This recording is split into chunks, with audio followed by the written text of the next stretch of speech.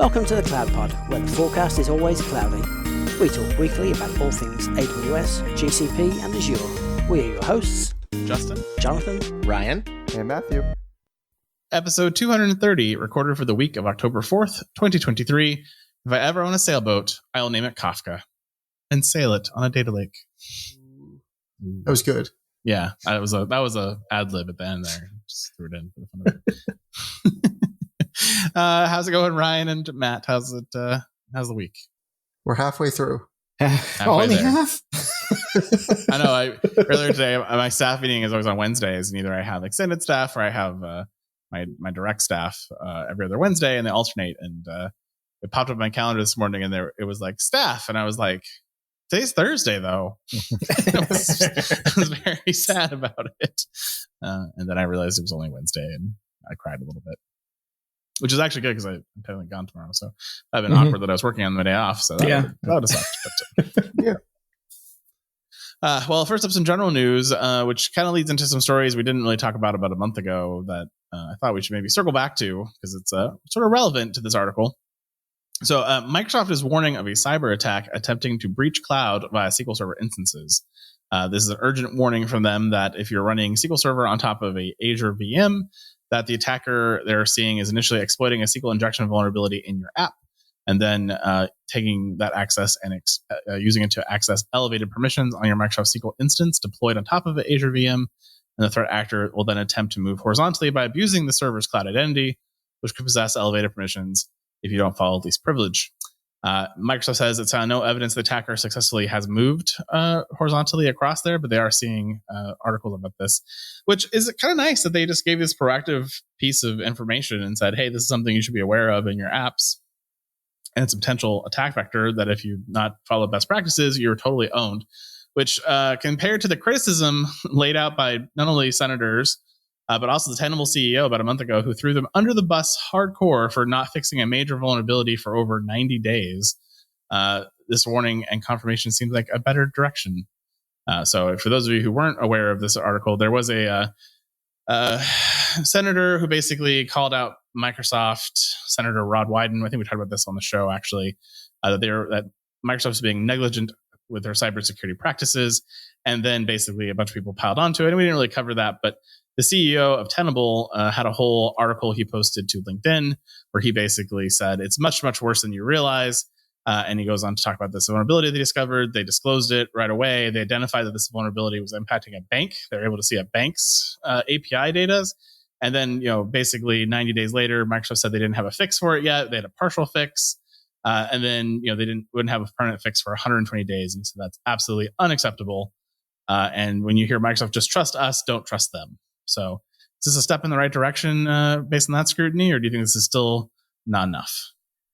I mean, I think that it's always in the details, right? Like the reaction to the previous thing. I don't know what the vulnerability was, and I don't know how complicated it was to fix. And so it's all of these observations are made outside of that context.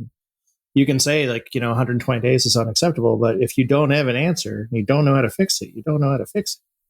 Well, and if it's major architecture work to fix it, or you have to then fix it and then migrate customers to a new pattern, and that's very expensive, like those things take time and coordination, and how do you do it in a least disruptive way, and how do you not cause a bunch of pain for your customers? Like it's a big deal. The question that they mentioned is, did that bank even know there was a vulnerability? I mean, I would hope that under NDA that bank was reached out to and said, this is a potential risk, but disclosure laws are kind of weak. You don't have to disclose a lot of things unless you're publicly traded and that it's material impact to your business. So it would be good to see better guidelines around when do you need to disclose, who do you need to disclose to and stuff. But then I also don't want the federal government to make those decisions for me. So it's always a 1-2 punch there. You're like, someone's got to play mom, but can it be someone not the federal government? I mean, also just the scale of these hypervisors. Sometimes it just takes time. Like, you don't want to quickly roll out a hotfix to something, realize you caused another problem, and now you're playing whack-a-mole because you're moving too fast and not taking a step back and fixing the root cause of it.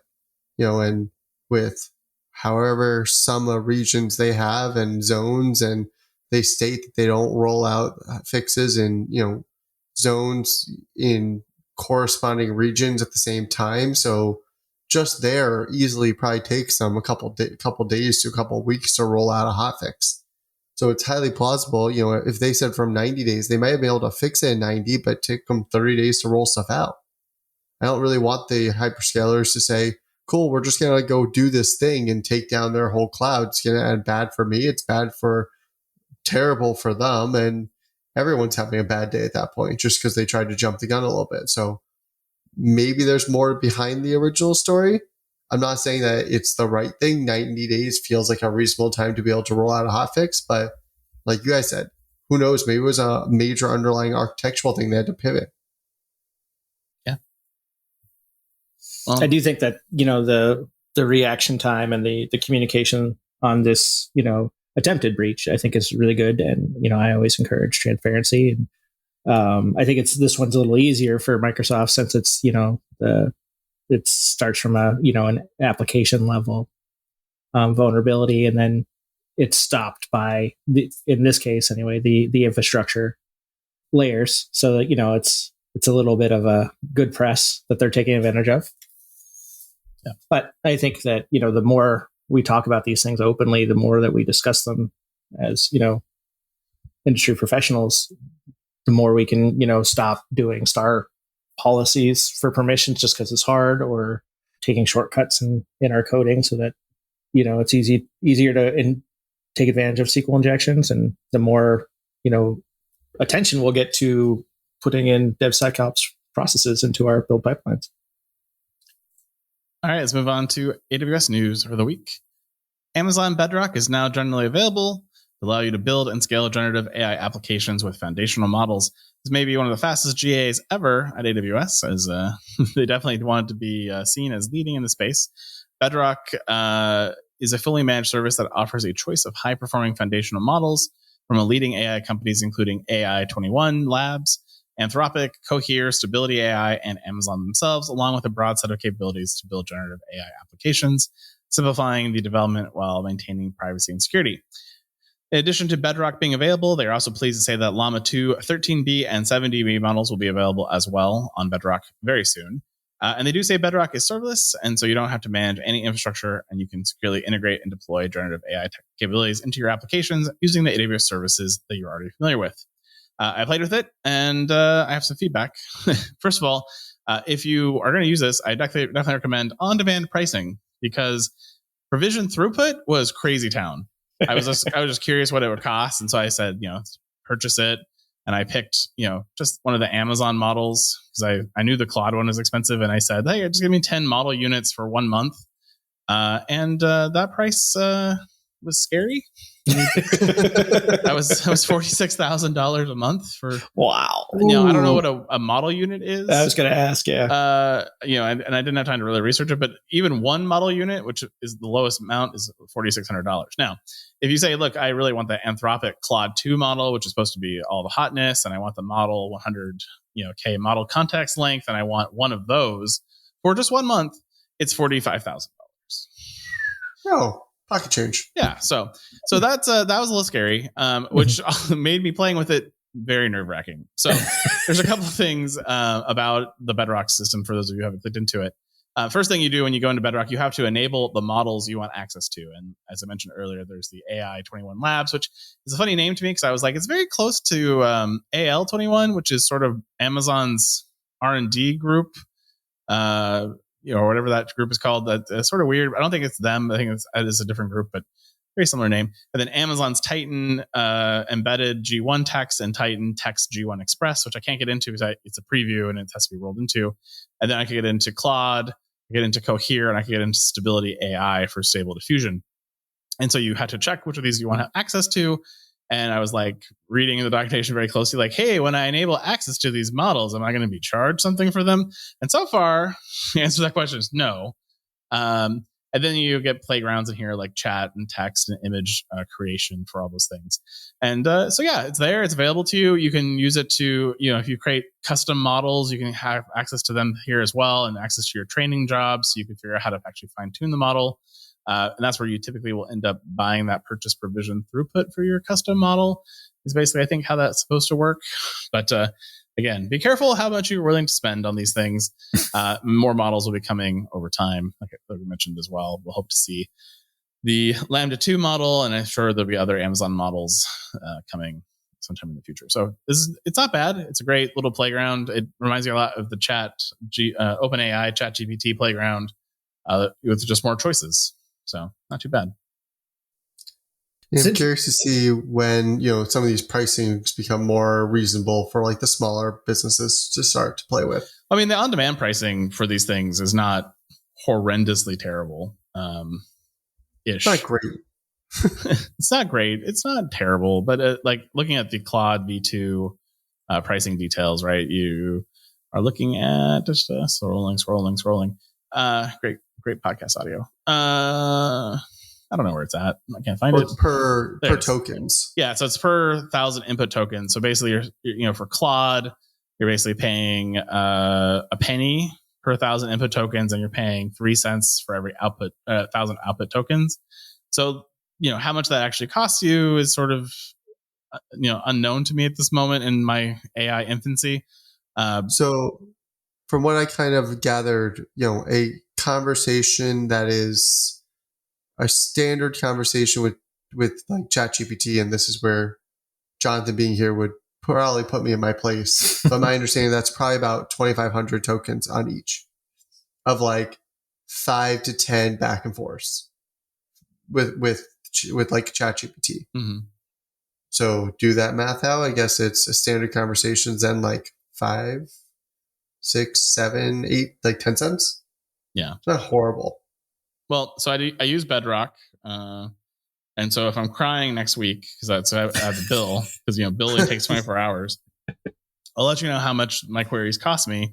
But I'm hoping it wasn't too outrageously expensive, because I don't think it is. So that'll be our follow-up next week. Yeah, that'll be my follow-up. How much did it actually cost you to do these things? Ryan at thecloudpod.net, and where I'll give you information of the GoFundMe page we put together to help Justin get out of bankruptcy.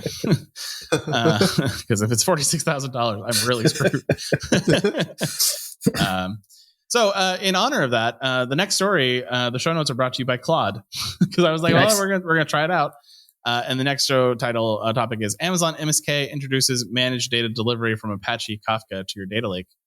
And so the key points that Claude summarized for us is Amazon MSK is AWS's fully managed Apache Kafka service and provides key features needed to build real-time data pipelines and streaming applications. There's a new capability called managed delivery for Apache Kafka to AWS Lake Formation that has been introduced. This allows data produced on Kafka clusters to be automatically delivered and structured in AWS Lake Formation data lakes. And Lake Formation, of course, is a service that makes it easy to load data from various sources into a data lake stored on S3. Now, with managed delivery data from MSK clusters can seamlessly flow into these data lakes, and the delivery is fully managed, so no developers need to build or manage data movement infrastructure. The topics, schemas, and delivery configurations are defined through the Lake Formation dashboard, and data is delivered in bulk for performance and then transformed, structured in Lake Formation using built-in cataloging and data transformation capabilities. And this enables building data pipelines where data immediately lands in the data lake after streaming through Kafka without having to develop ETL. Lake can then be queried by analytical tools, and managed delivery handles security, delivery failures, monitoring delivery health, and integrating with MSK clusters. And so in summary, this announcement introduced an integration between AWS MSK and Lake Formation to provide fully managed delivery of streaming data from Kafka. And I no longer have a job. So perfect. Hey, someone's still got to, feed the data in and do the prompts, and then I'm a prompt engineer now. Mm-hmm. I wouldn't have technically written this quite as benign, quite as dense, detailed and dense as that. Yeah. But and I did add a little bit of flair into it as I read through it, just because it's a little clunky to read out loud, as written words sometimes can be. But not bad, not too bad. So you set up the initial thing, and it's you said it's very much like a ChatGPT sort of interface where it's prompts. How many back and forths would you say for creating this article that it took you, and what were some examples of refining that you were able to do? Yeah, so in this particular case, I was using a chat interface with it. So I gave it the URL. I said, can you summarize this article? And it gave me like 3 sentences, and it was very broad. Like, here's what this thing is, and I'm like, okay, but I want key points. And so then I told it, hey, can you break that into key data points about this feature? And then it kind of gave me this, and so that was all I had to do for this particular one. I have had in other situations in ChatGPT or Bard where I've had to be more more specific. It doesn't have some of the refinement things like Bard does. One nice thing about Bard in our Google Docs is, you give it the URL and you tell it you want to summarize an article and you want to give it 5 bullet points. You can then, it gives you that. And then you can tell it, hey, I want you to elaborate on it, or I want you to condense it. And it has kind of some basic parameters you can give it that didn't exist in the chat interface. And again, it's just a chat interface, so it's a little harder to do those things. But, I think it's very comparable to Chat GPT and what's going on in that area. I don't think it's revolutionary, other than the model was pretty good. So I tried to do the same thing with Chat GPT for comparison, and it said I can't access the internet. So that was a strike against it right away. Yeah. So I couldn't get a good comparison from Chat GPT on this particular topic. Pretty cool. Yeah, it's a neat concept. All right. Well, maybe that'll show up again later in the show. We'll see. Dun, dun, dun. Dun, dun, dun. All right, let's move on to GCP. You can deliver and secure your internet-facing application in less than an hour using DevSecOps Toolkit. BS. Don't believe it. Anytime security is involved, it's going to take at least 5 or 6 hours to even just get through the controls. But Google alleges that announcing in preview the DevSecOps Toolkit for global front-end internet-facing apps will help you launch new apps in Google Cloud in less than an hour. This toolkit is part of a recently announced cross-cloud network solution. The toolkit provides an out-of-the-box, expert-curated solution to accelerate the delivery of internet-facing applications, and they provided a sample app included in the toolkit demonstrating how customers can integrate cloud load balancing, Cloud Armor, and Cloud CDN according to the provided reference architecture, as well as a CI/CD pipeline using their cloud build or third-party tools like Jenkins or GitLab. But no GitHub. Sort of interesting. You can get started with this to configure your favorite CI/CD pipeline, clone the repository, and enjoy Google Cloud hosted global front-end internet-facing applications, all by cloning the repo. Get to work. Yeah, this is a fun read. It's kind of interesting. Like I like this article because, or articles like this in general, just because it's something I hear, and I've said myself to many cloud providers. It's like, what I need is an example of how you want me to use this, and illustrate for me like what I can do with it, so that I can then take that and sell it back to the rest of the business, or launch a project to sort of do this. And so this is these type of solutions I love for me to sort of get my head around it. But then I'm very quickly, like, going through the Terraform repo, confronted with the fact of, like, this is just sort of normal stuff that people do all the time. It's configuring a load balancer. This is, defining your security policy rules. And so it is sort of funny to see that sort of illustrated out. I'm waiting for this magic, I'm also waiting for something that, a developer who's not real interested in necessarily, the DevSecOps-ness of the application deployment, why they would want to take this on. And it's, because it's, hundreds of lines of Terraform code where it's not really the fun parts of the application, right? It's plumbing. So it's kind of funny because I love this for cloud engineers because it's a great way to get started. It's a great example. You can see how it's done. You can deploy this in your own environment, which I think is pretty sweet. But it's also sort of like, it's not a smoking gun in a sense of like I was, by the article, I was really waiting for like a tool or some sort of like solution. And this is, it's Terraform code that's defining resources, that's what it is. Mm-hmm. It's a good starting point for, hey, I want to go start a project. It's not, and to go from there. It's not really meant for you or Justin. It's meant for, hey, I'm a small business. I want to go launch something secure from the default. How do I just go do this? And like, it's an easy button for a small bit, for a 1 or 2 or 3 person company, not for a 5,000, 10,000, 250 person company. Mm-hmm. Like, you're not going to have those control, all the extra bells and whistles that you need. Yeah. But it's a really good starting point. Mm-hmm. And that's kind of what I view it as, is like, okay, cool. Like, maybe this is a pretty decent checklist of like, okay, if I want to go do these things, and I want to build a platform engineering team, these are the types of things I need to make sure I build platforms for. Great. I need a container registry that can have scanning and all these other things built in, and hey, you want, or it's good for a compliance person to be like, have you done all these things? But It's not like an easy button to like, give me code, produce a thing. No, I think my issue is when you say a toolkit, I expect a tool, not a reference architecture. And if this was Google's giving you a reference architecture that can help you get your web app up and running in an hour with DevSecOps practices, I'd be like, yes, that's great. I love it. That's exactly what I think it is. It's, words matter sometimes, and toolkit is a very specific thing to me that this doesn't quite meet the requirements of, but I do appreciate it. And I do agree with you, Matt. I think it is for a lot of companies who are just trying to figure out how to do it, this is a great starting place, and they can modify it and tweak it to their needs. And it can help them. And they probably could get a site up and running within an hour. It's just, don't try to say it's going to be some magic bullet, because it's not. I am saying, though, if you've never touched Terraform and you're going to try to launch this, getting Terraform up to that point is going to take more than an hour. I mean, I think that's why they recommended using Cloud Build, because I think Cloud Build will do the Terraform part for you. But that's not the hard part. Like, the execution of Terraform isn't the trick here. It's understanding where to plug in all the variables, and that part is a little trickier. And that's always sort of where the rubber meets the road on these examples. And it's, if you have like a greenfield thing and starting from scratch, this is fantastic. You can deploy it and go nuts.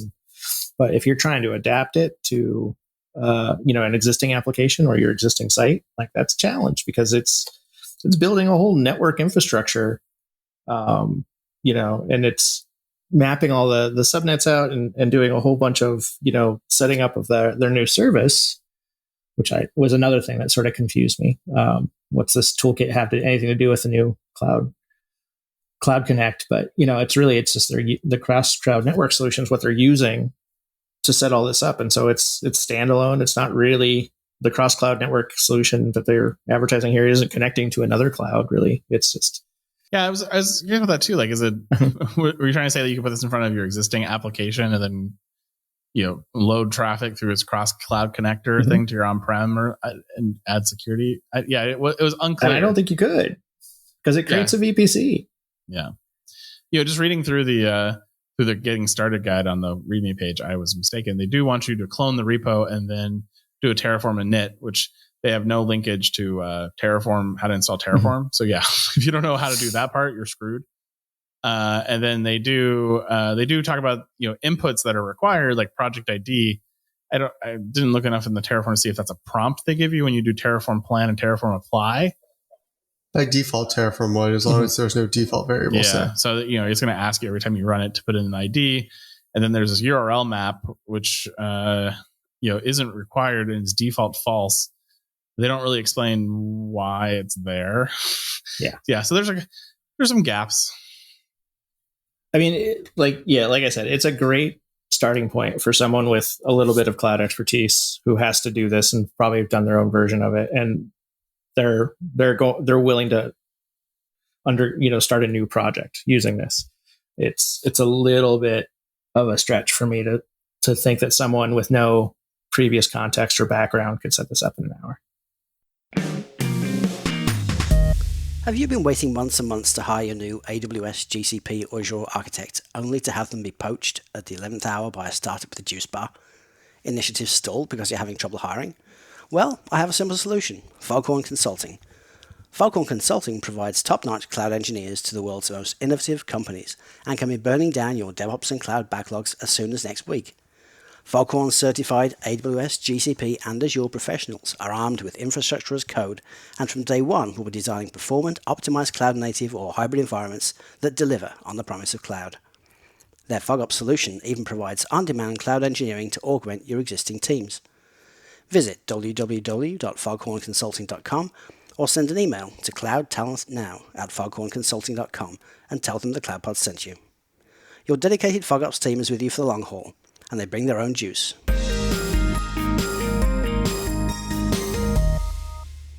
Are you guys ready to be confused with me? Let's do it. I'm in. So this next article, they're introducing Google Cloud Firewall Plus with intrusion prevention. Now, for those of you who've been paying attention, at Google Cloud Next, they announced Cloud Next Gen Firewall powered by PAN.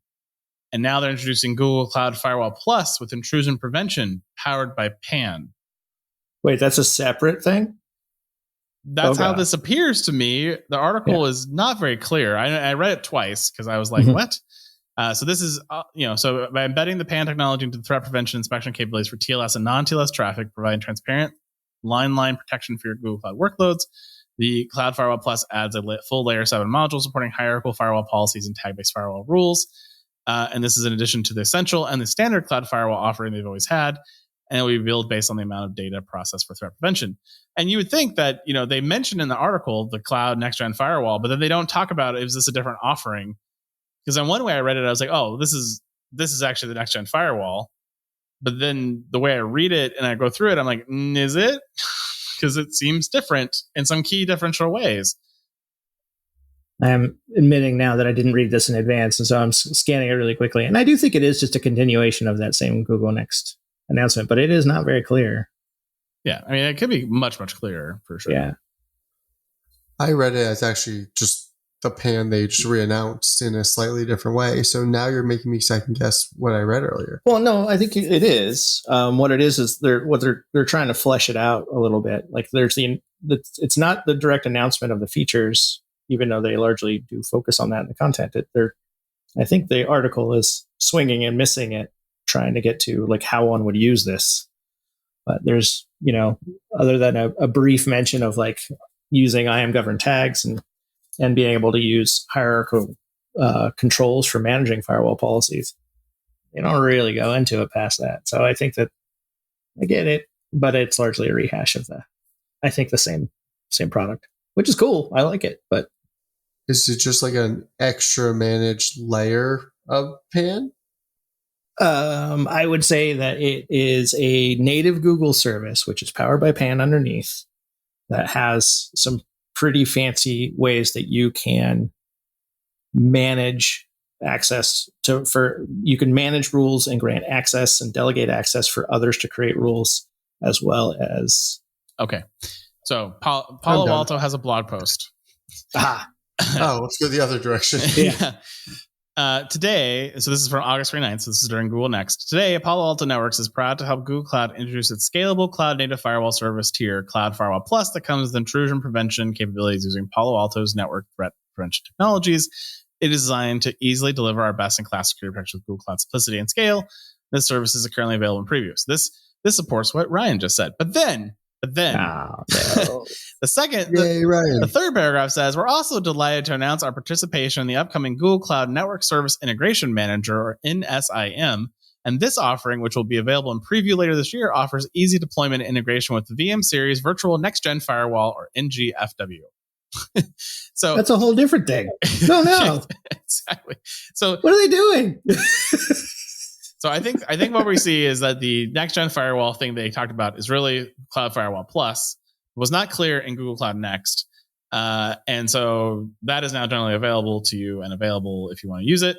And then there's going to be another new thing coming later in some thing, which will give you a true next gen firewall if you want that from Palo Alto. Yeah, if you want packets to get through all these layers, man, good luck. Yeah, so that's not confusing at all. So again, like I'm glad we clarified my confusion to be that we're all wrong, but yes. that's perfect. There's also 2 tiers of this if you want to add more confusion, by the way. Yeah. Well, there's 3 tiers of cloud firewall. So there's standard, essential, and now plus. And then eventually you'll get ultra, I'm sure, when they add in something else. No, that would only be on Azure that you get ultra premium. That's true. Ultra premium is only in Azure. Yeah. Let's talk about Node.js, which I know even less about. Announcing that the segues are really on point too. I know. Thank you. Cloud SQL Node.js connector is generally available. The Node.js connector is the easiest way to securely connect your Node.js application to your Cloud SQL database. And I would normally not even have talked about this article, but I glanced at the article and I'm looking at the diagram they drew here, and they have TCP secure tunnel between the Cloud SQL connector, which you install as an NPM package, and Cloud SQL. And I just like to say, thank you, Google, for having secure defaults, because that would not be secure by default in any other cloud. No. So that's all we're talking about it. But yeah, if you use Node.js, which is not me, and if you do, I would question your life choices. You can now use this new built-in thing, which will make it easier to connect to your Cloud SQL database, and it's the recommended option for replacing any of the legacy ways you would have connected to a Cloud SQL database, which is probably like a MySQL driver or a Postgres driver. Now you can just use this instead and get all of the security by default. Nice. So Cloud SQL experts here. Do you have to actually enable Cloud SQL secure TCP port, or is it on by default and you just have both options? Because the diagram shows the unused standard port and then the secure proxy port. I mean, who you call an expert?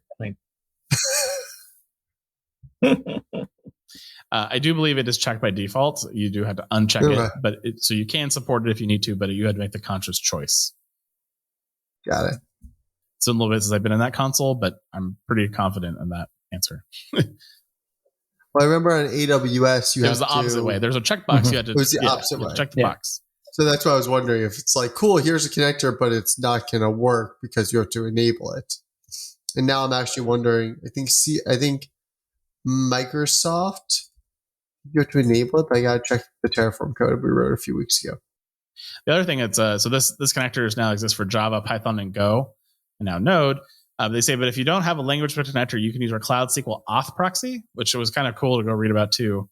And then you realize, oh, it leverages Kubernetes. So yeah, Kubernetes, throw Kubernetes at it. It's the new Cloud Spackle.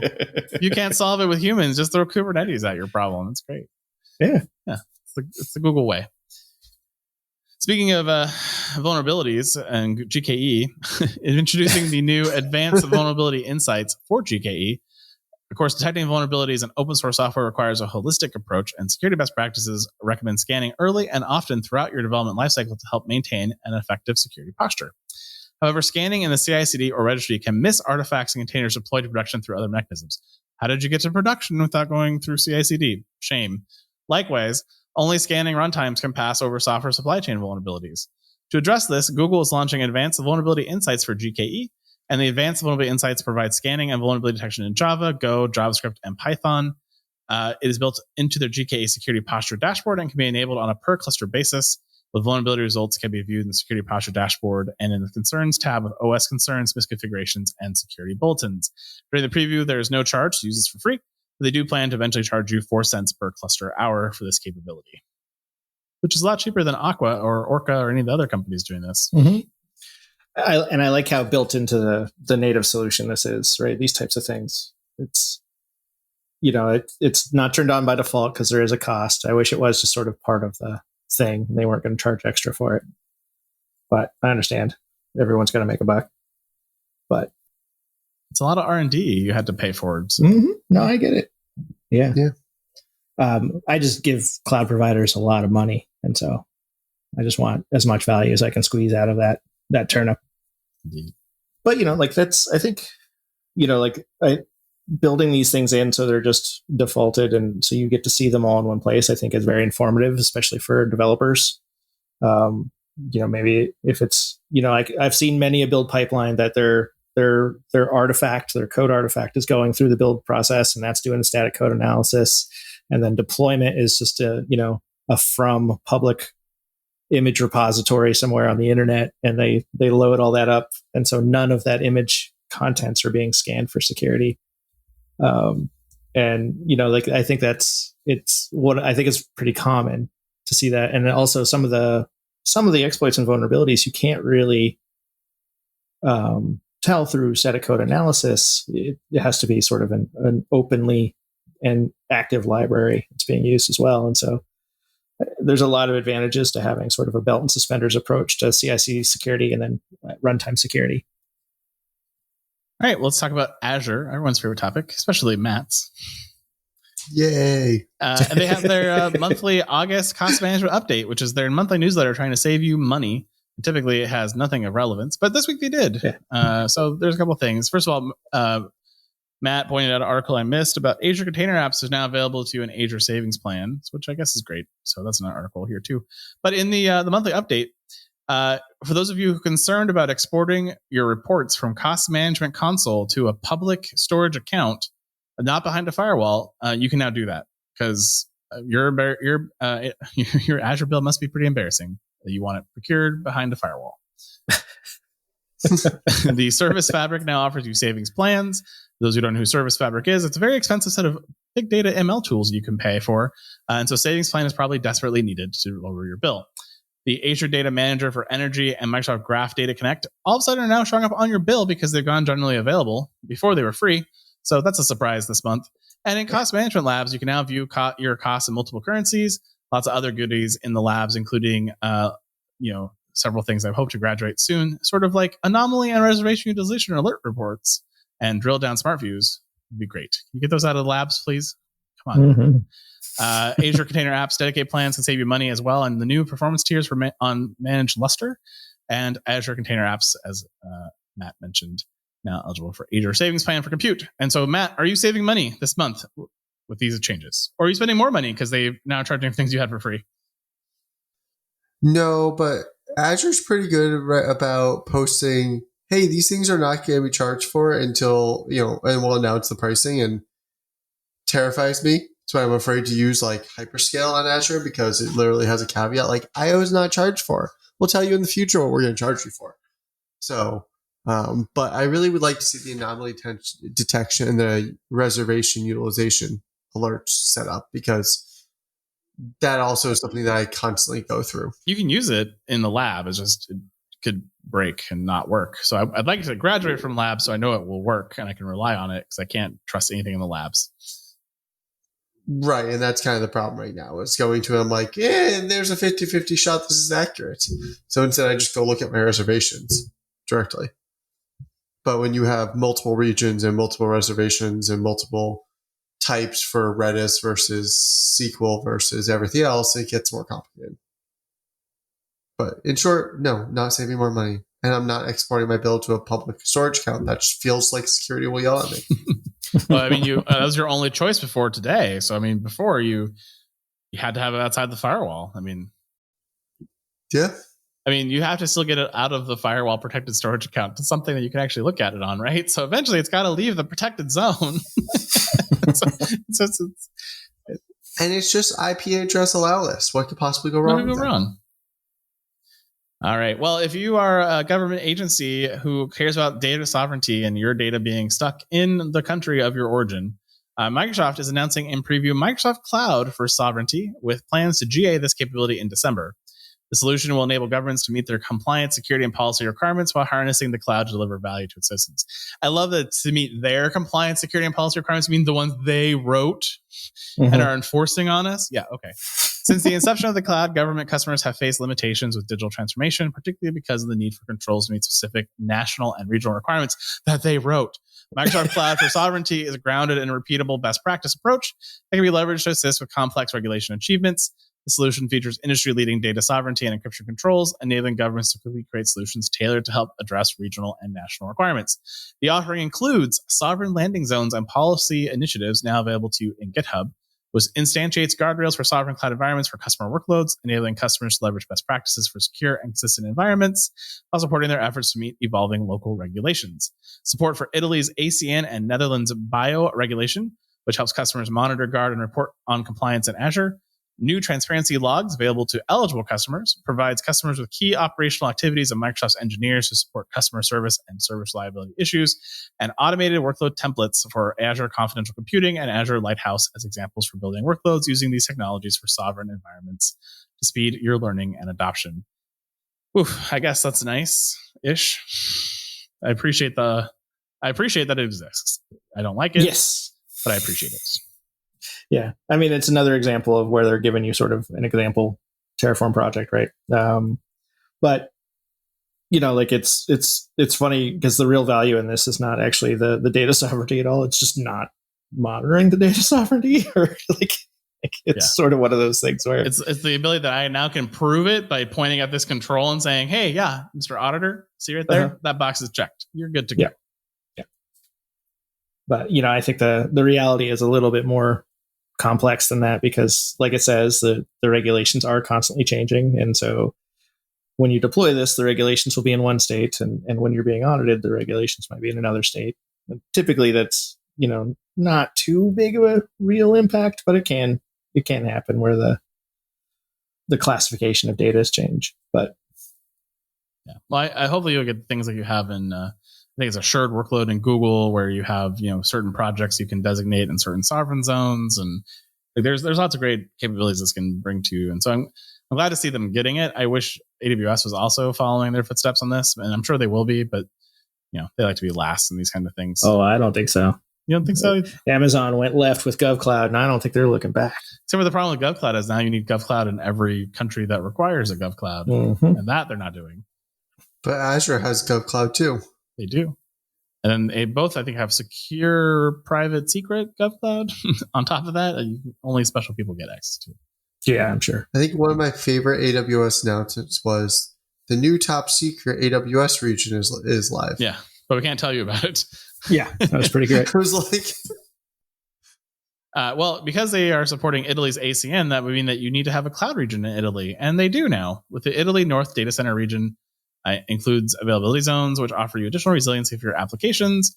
Blah, blah, blah, blah. Don't care. But the reason why this is here is because while you guys were reading the after show, which for those of you who are in the know, there's a really cool after show on a lot of our episodes where we talk about things that we find fun. And there's one coming up. And why I made you read that article, I was busy playing with Bedrock. And so I decided to take this Azure announcement about Italy and decide that I want to go visit it. And so I went to Bedrock. And if you scroll down in the show notes, you will find at the bottom of our show notes a travel itinerary from the different models. And so for Cohere, they told me I should arrive in Milan. I should check into a hotel in Milan. I should then, on day 2, travel to Verona. And on day 3, I should visit the new Microsoft Azure region in Italy. And they say to take a bus or drive to the new Microsoft Azure region in Italy, which is located in Piacenza, which I don't actually know if that's true, but ChatGPT said it was. So there you go. And so that was good. Then I was like, okay, well, let's check out Amazon's model. And they said I should start in Milan, and then I should go by train from Milan to the new Microsoft Azure region located in Milan, which was sort of weird. And tour it to see the servers, network infrastructure, and learn about Microsoft's cloud technology, which I don't think I can actually do, but I appreciate that they tried. And then day 3, I should take a nice day trip to Lake Como, which would be great. And then the next one here, the last one is day 1 was this is from Anthropic's Claude. Again, they wanted me to go to Milan for day 1, and then day 2 I could visit the Microsoft Azure region in Italy. They didn't tell me where it was though. Although they must think it's in Milan because it's near there, and I do technically think the Milan data center is the first region in the new one is in northern Italy. Anyways, ChatGPT is a little bit, these models are always great. And then they also wanted me to go visit Lake Como, and then for final experiment of this, I decided that I wanted to see an image of the Italy data center in the Azure region. So I asked the image generation to give me a Azure region in Italy, and it produces a beautiful image for you all. Wow.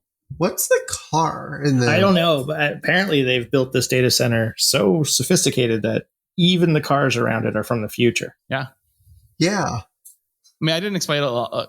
I just told it build me a data center in Italy for an Azure region, and this is what it gave me. And it built futuristic cars. That's cool. But I can kind of see wine out there in the background of this, and it's not bad. So that's what I was doing while you guys were doing your homework. Which I thought was fun.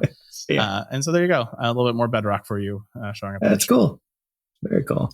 And I'll include these itineraries in our show notes as well as the photo will be our show note art. So if you've been staring at this photo of a data center, now you know why it's been there all through the whole episode.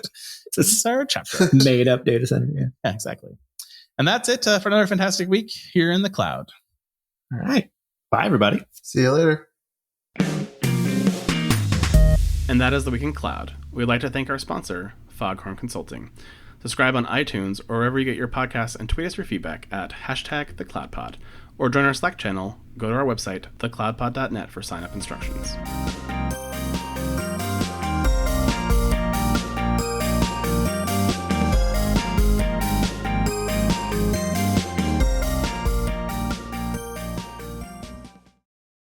And for those of you who know there's an after show, here we are. Surprise, we're back. So this one is actually good. This is a Google article, and I loved it so much that I sent it to my CISO, who also loved it. Her comment was, purchasing Mandiant might have been a really great thing for Google because these type of blog posts are great. This is the article is called "How Leaders Can Reduce Risk by Shutting Down Security Theater." And so, they basically start their article talking about pointing out the weaknesses of passwords as the only factor of use. Pointing out they're guessable, they're crackable, they're phishable, and socially engineered. And only 41% of compromises in 2022 were blamed on weak passwords. And solely relying on passwords as a form of identity authentication is an egregious form of security theater, but is so commonplace and notoriously bad. And then they define security theater as security measures that make people feel more secure without doing anything to actually improve their security.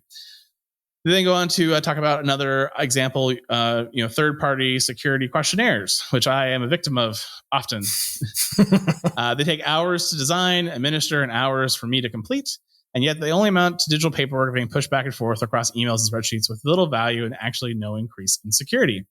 And so Google gives you several questions around a litmus test to prove or look for security theater. And those are, can you easily prove the control actually mitigates a relevant threat that you care about? No. Can you easily bypass the control with low effort and a low likelihood of the bypass getting caught? That's great. Does the control execution require perfect human performance to work? This one is right on the money. This is my personal favorite. Yeah. Is the control considered effective if the belief is that the adversary will fail to notice a weakness? Security through obscurity. My favorite. Do you find yourself recursively justifying the control and saying, we do it because it's a compliance requirement? Ooh, that one stings. That's the one that hits home to me. Yeah, it does. Security theater thrives in the absence of evidence, and control should provide value and measurably reduce risk. Similar to passwords, porting legacy security controls and systems instead of building them fresh in the cloud is a great way to get even more security theater, they point out. And lift and shift, in fact, probably increases the risk you face from today's threats because it can lead to increased cost, stagnated user experiences, and time-consuming mandates and reporting. As well as, in my opinion, they become massive tech debt and are difficult to work with in comparison to cloud-native solutions. Okay, so this was fantastic, and I highly recommend you read this. And if your CISO is not easily offended, or is a FUD CISO, don't send it to them. But if they're not, you definitely should share this one with your CISO. It's a great read. And I think one of the things I particularly liked about this was that it did attack compliance as one of the areas that security theater can exist. And so a lot of companies out there can have a lot of security frameworks and a lot of controls, and they check a lot of boxes, and they look really secure on paper, but they don't actually have a lot of security in practice. And so, these litmus test questions they gave are really a good indicator of how good your controls actually are. And I recommend you use them every day. Yeah. I really like the litmus test that we went over, and then the practical examples of, security theater in practice. And, they use an example where increasing the length of the password is, and, they've patted themselves on the back for bettering the security of their environment, when in reality, it doesn't really do anything. And, I think that that's a really good example of security theater. I don't know, if all the places where you change your password every 3 months or whatever it is, when that's been studied and proven that it doesn't actually increase security. It's rampant, especially in in security works. And so, having lots of processes in place and reviews and approvals just leads to rubber stamps, and, it's just everywhere. And so I love the examples that they give, and I love the litmus test for sort of, being able to test your current stuff. And it's a great perspective on why, you want to think about security for its effect and value, and not just because to say that you did. Yeah, I was reading I think it was like a Reddit forum earlier today, and I was going through it, and it was like, we have to rebuild all of our infrastructure because we built it with the EBS volumes not encrypted. And our security team is saying that we have to encrypt all of our drives nowadays, based on a new client requirement. And, the first comment was, which kind of hits home, it's like, okay, so in order to actually exfiltrate the data from an unencrypted EBS volume, you would need to break into an Amazon data center, steal one hard drive, most likely many hard drives, pull that data out, figure out where that data is in the data center, walk in and out of there with hard drives without anybody noticing, bring it home, and then reconstruct it. And it's like, the odds of anyone really being able to do that, assuming Amazon probably has security guards and 20,000 other controls in there, which they have to pass all of their security requirements, feels very low. But it's the security theater of checking the box. Why? Because security said so. And that's the question that really hit home. It's like, the amount of things I've done just to make the box in Windows Defender or in AWS config be turned green and be like, look, we're all green here. This is great. And it's like, at the end of the day, you're looking and you're like, yeah, but our EC2 instance has a public IP address that is open to the world on port 22. But don't worry about that. It's not showing up on anything because it's not because it's restricted to 10/8. Yeah. Does that help? And don't get me wrong, I think you should check that box, but you're right. If you have an existing workload, there's a risk to the business and there's an interruption to your customers. Like, where's the value, in that disruption for checking that box? Like, it needs to be evaluated in that context, in that specific context, and not just a checkbox. Like, we turned on all the encryption. We said we turned on all the encryption, so you have to redeploy everything. It's kind of a shame that Amazon hasn't come up with a way to actually encrypt EBS volumes still that weren't created that way. I thought initially as a limitation that was fine when they first rolled it out, but I kind of always thought they would come up with a way for you to do it after the fact. At least or A/B test it at least. Maybe make me pay for the storage twice while you're converting it, but then just take over my instance my volume ID, so I don't have to do all the work. Well, you probably could with that root volume switch now. That makes sense. And I wonder if it's actually encrypted at the hardware layer, like at rest, right? And then, so really what it is at the, it's the management of keys, either using the Amazon provided key or customer management keys, and plumbing that all there is probably the limitation. Like, I mean, for your friend who's dealing with this issue, I almost would recommend they just get kernel level encryption that takes over writing to disk versus redeploying all my infrastructure. Oh no, it was just a random Reddit post about it, and I read the first 2 articles, and then we were talking about this, and I was like, yeah, this is the day of security said so. Yeah. So we have to do things. I think there's other ways you could have solved that. Again, using encryption at the kernel level. You can still pull the keys from KMS. You can use it to then do a kernel level, right? I don't remember what the name of the library is for that, but there's several open source ones versus destroy everything and rebuild it from scratch, because that would be awful. So yeah, there's transparent encryption at the app layers, or you can solve this in any number of ways these days. So we got other cool security things. So our account rep for Google tipped me off to this video series called Hacking Google. And it's 5 YouTube videos that basically start with the Aurora hack, which was a big Chinese state, or maybe it was North Korean state sponsored hack that went after Google, and they actually got pretty far into Google in the early days. And it kind of really spearheaded their whole security investment. And each of the videos goes over a bunch of things around red teaming and threat hunting, and how they do things. And it's really well produced, highly interesting, and I think even for a non-technical person, I think they would enjoy it. And so if you haven't checked out the Hacking Google series on YouTube, there's a link in the show notes now. Check that out, because it's 5 videos. They're like 20 minutes each. I watched it over a couple of days in the background, and I learned a couple things through it, about how Google does things, or a little bit more in depth on some concepts that I had ideas of the concept, but now I understand it even better. So I typically don't find those kind of things, so it's good to see. So especially from our Google account rep sending me something valuable like that. It's great. So, yeah. All right. Well, I think that's it on security theater. But I kill security theater. We do it at our airports too, and get rid of all that. Seriously, metal detector and all that stuff, because how many things slip through those things they never catch? Lots. It's scary. Don't look it up. Yeah, the shoes thing still bothers me. Yeah, the shoe thing. I was just saying the water bothers me. Just let me bring my water bottle through.